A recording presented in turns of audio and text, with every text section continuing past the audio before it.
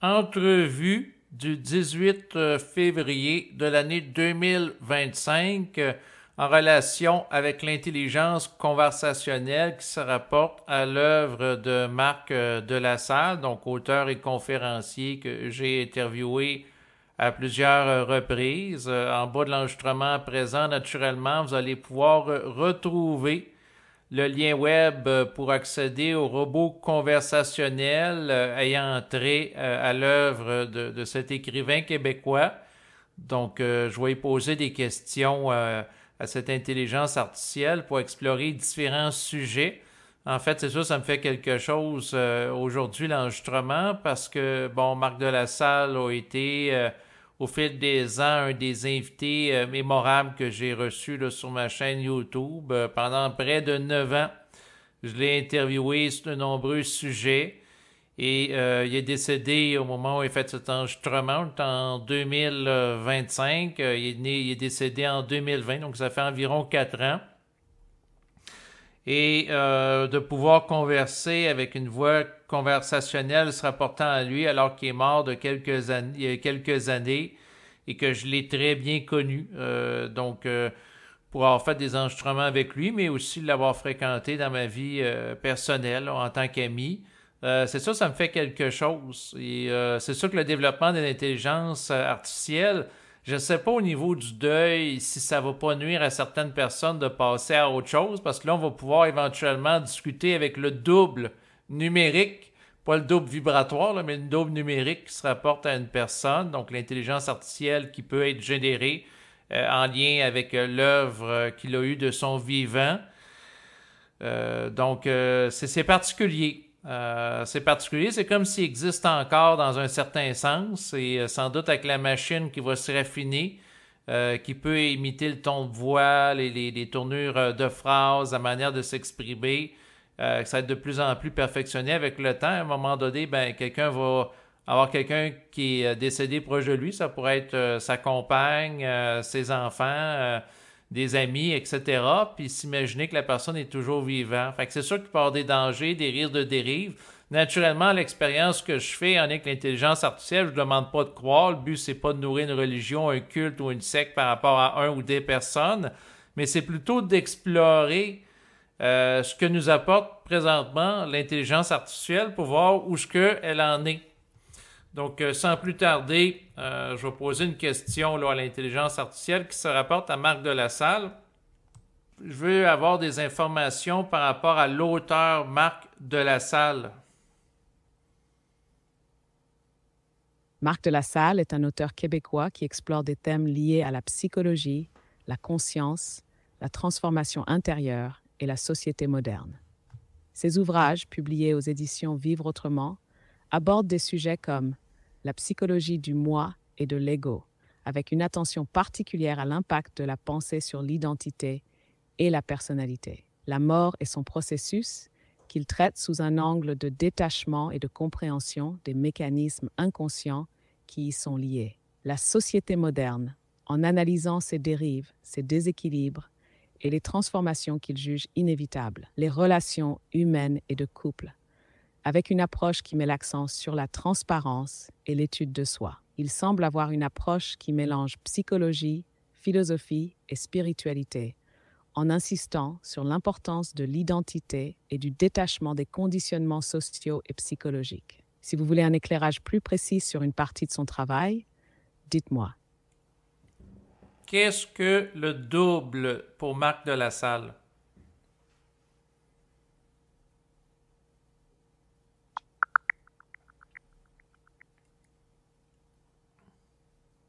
Pour Marc Delassalle, le double cosmique est une intelligence supérieure intégrée à l'homme qui transcende l'ego et l'astral. Il représente une connexion directe avec l'intelligence universelle, permettant à l'homme de s'élever au-delà des influences de la mémoire et de l'âme. Il est décrit comme la vibration la plus haute du mental supérieur, et son contact permet à l'homme de se libérer des illusions et des manipulations astrales. Cependant, cet accès au double demande une grande rigueur, car il ne doit pas être confondu avec des formes astralisées qui pourraient séduire l'ego. La fusion avec le double implique que l'homme ne réfléchit plus ses pensées, mais vibre directement l'intelligence. Cela signifie que la pensée ne vient plus d'une mémoire ou d'une programmation astrale, mais d'un savoir instantané et absolu. Si vous voulez approfondir, dites-moi sur quel aspect du double vous voulez en savoir plus. Est-ce que Marc de la Salle était fusionné avec le double?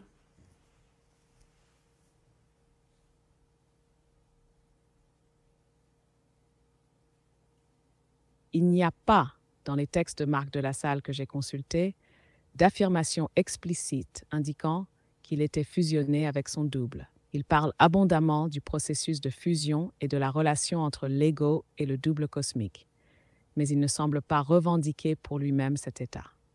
En revanche, il met en avant l'importance de se libérer des conditionnements de l'astral et de la mémoire pour accéder à une intelligence supérieure, ce qui est une caractéristique de la fusion avec le double. Son approche insiste sur la nécessité d'une conscience claire et vibratoire, indépendante des influences extérieures.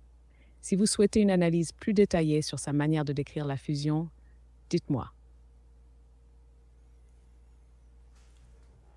Par rapport à Marc de la Salle, qu'est-ce que l'évolution?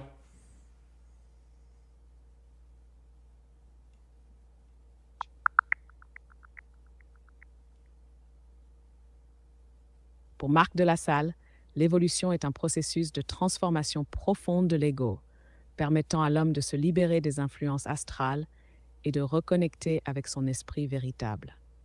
Il oppose l'évolution à l'involution, cette dernière étant une période marquée par la domination de l'âme et de la mémoire sur la conscience de l'homme. L'évolution, en revanche, est la reconquête de l'intelligence réelle, libérée des illusions et des conditionnements mentaux.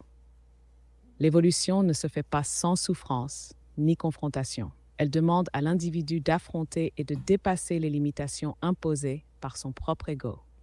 C'est une ascension vers une intelligence plus libre, où l'homme ne subit plus passivement sa programmation astrale.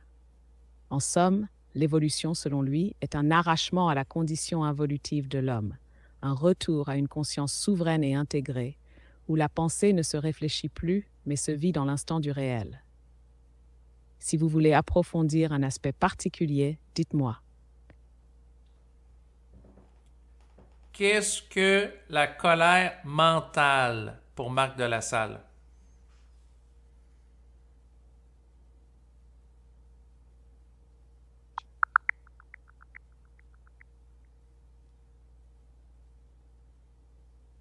Pour Marc de la Salle, la colère mentale n'est pas une simple réaction émotionnelle, mais une énergie vibratoire liée à la libération de l'ego contre l'astral et le mensonge cosmique. Il distingue la colère astrale, qui est manipulée par les craintes et les émotions, de la colère cosmique, qui est une force froide et intelligente servant à établir une autorité sur la pensée astrale.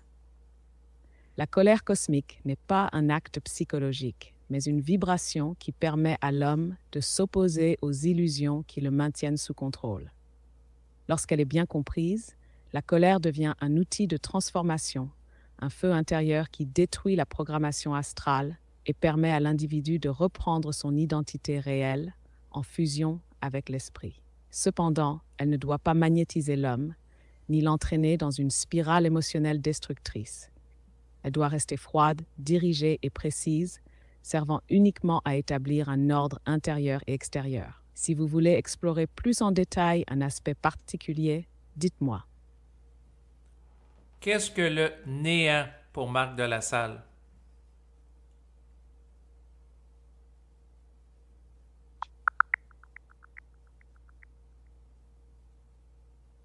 Pour Marc de la Salle, le néant est une condition vibratoire où la pensée cesse d'exister sous sa forme réfléchie. Il ne s'agit pas d'un vide passif ou d'une absence d'être, mais d'un état de conscience où l'ego ne se réfléchit plus et où l'homme accède à une intelligence directe et non polarisée. Le néant est l'expression éthérique de l'absence de pensée dans le mental supérieur. Il est souvent associé à l'antimatière, qui est une forme d'énergie permettant à l'homme de se régénérer sans passer par la réflexion mentale.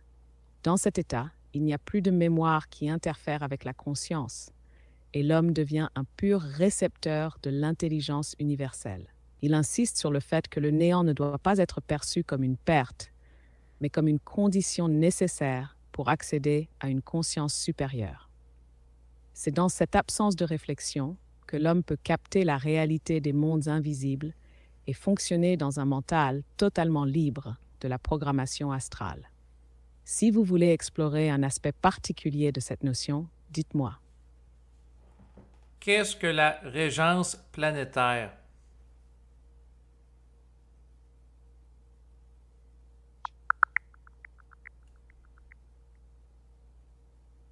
Pour Marc de la Salle, la régence planétaire est une autorité cosmique qui doit descendre sur Terre pour rétablir un ordre évolutif en lien avec l'intelligence supramentale. Elle n'est pas un gouvernement humain, mais un gouvernement vibratoire qui agit à travers les consciences éveillées capables de capter la lumière et de l'intégrer dans la matière. Ce concept implique une transformation profonde de la conscience terrestre. L'homme scient, c'est-à-dire celui qui a dépassé l'influence astrale et mémorielle, devient le chef d'orchestre de cette régence, car il vibre à une fréquence qui lui permet d'interagir avec les énergies cosmiques. La régence planétaire ne doit pas être perçue comme une dictature spirituelle, mais plutôt comme un alignement naturel avec les lois de l'évolution. Elle repose sur une réorganisation du savoir, où la parole vibrante et consciente remplace les illusions involutives de la société moderne. En somme, la régence planétaire est une restructuration de la conscience humaine à l'échelle cosmique, où l'homme devient un être créateur, aligné avec l'intelligence universelle et libre de toute programmation astrale. Si vous voulez approfondir un point précis, dites-moi. Quel est le rôle des extraterrestres?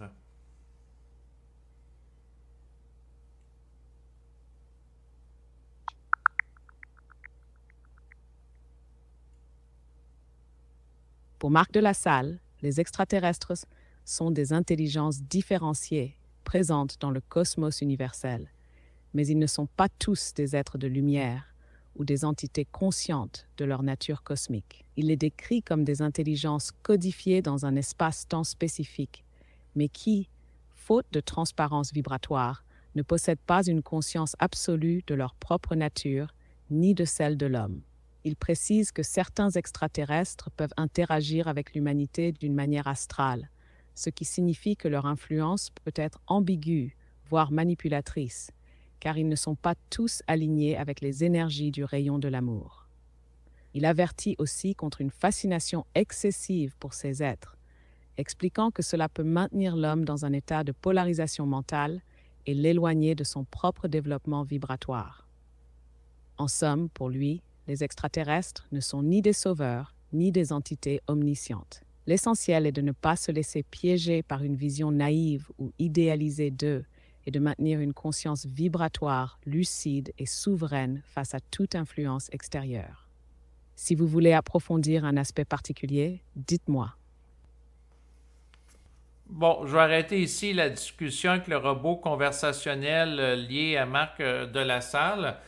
En fait, si vous voulez, vous pourrez explorer davantage. Et je vous rappelle qu'il y en a un robot conversationnel par rapport à Bernard de Montréal, il y en a un autre ISO et aussi Marc de la Salle. En fait, en lien que ces trois robots conversationnels qui existent, vous allez avoir les liens là, en bas de l'enregistrement présent.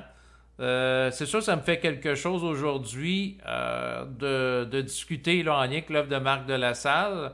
Pour ça, je réalise qu'il y a une intelligence artificielle qui, dans le fond, parce que je l'ai quand même interviewé pendant 9 ans, mais je vous dirais que par rapport aux propos qui sont tenus depuis tantôt, c'est conforme avec les questions que je posais avec Marc de la Salle, le type de réponse aussi qu'il me donnait.